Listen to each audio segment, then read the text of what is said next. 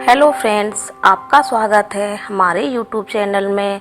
इस वीडियो में आपको सुनाऊंगी खूबसूरत पत्नी और अंधा पति, एक अनोखी प्रेम कहानी। राज की शादी निशा नाम की बहुत ही खूबसूरत लड़की से हुई थी। शादी होने के बाद दोनों की ज़िंदगी बहुत ही प्यार और सुकून से गुजर रही थी।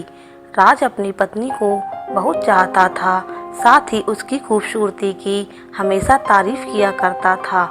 लेकिन कुछ समय बाद निशा को एक गंभीर बीमारी हो गई, जिसके चलते उसकी खूबसूरती धीरे धीरे जाने लगी। गंभीर बीमारी के चलते अपनी खूबसूरती जाने के डर से निशा काफ़ी चिंतित और डर डर कर रहने लगी। साथ ही सोचने लगी कि अगर मैं बदसूरत हो गई तो मेरा पति मुझसे नफरत करने लगेगा और वह पति की नफरत को हरगिज बर्दाश्त नहीं कर पाएगी।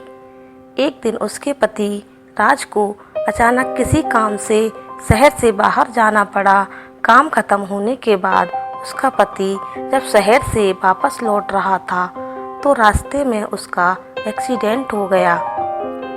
एक्सीडेंट में उसके पति की दोनों आंखें चली गईं, लेकिन इस सब के बावजूद भी उसकी ज़िंदगी पहले की तरह सामान्य तरीके से आगे बढ़ती रही।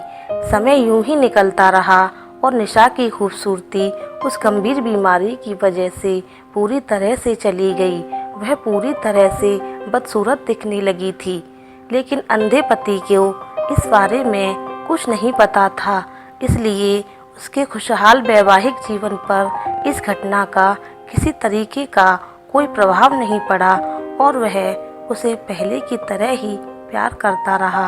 एक दिन अचानक उस लड़की की मौत हो गई, जिसके बाद राज बिल्कुल अकेला और दुखी हो गया। साथ ही उसने शहर छोड़कर जाने का फैसला कर लिया। अंतिम संस्कार के बाद सारी क्रियाविधि पूर्ण करने के पश्चात वह शहर छोड़कर जाने की तैयारी करने लगा। तभी किसी ने पीछे से पुकारा और कहा कि अब तुम किसके सहारे अपनी ज़िंदगी जियोगे? इतनी सालों से तो तुम्हारी पत्नी तुम्हारी मदद किया करती थी। तब उसने जवाब दिया, दोस्त मैं अंधा नहीं हूँ, मैं बस अंधा होने का नाटक कर रहा था, क्योंकि अगर मेरी पत्नी को पता चल जाता कि मैं उसकी बदसूरती को देख सकता हूँ तो यह उसके लिए उस रोग से ज़्यादा दर्दनीय और पीड़ादायक होता। इसलिए मैंने अब तक अंधे होने का दिखावा किया। बहुत ही सुशील और गुणवान पत्नी थी, मैं उसे हमेशा खुश रखना चाहता था। दोस्तों, खुश रहने के लिए हमें एक दूसरे की कमियों के प्रति आंख बंद कर लेनी चाहिए और सामने वालों की कमियों को नज़रअंदाज कर देना चाहिए। तभी हम एक खुशहाल ज़िंदगी जी सकते हैं। दोस्तों, आशा करती हूँ आपको यह कहानी पसंद आई होगी।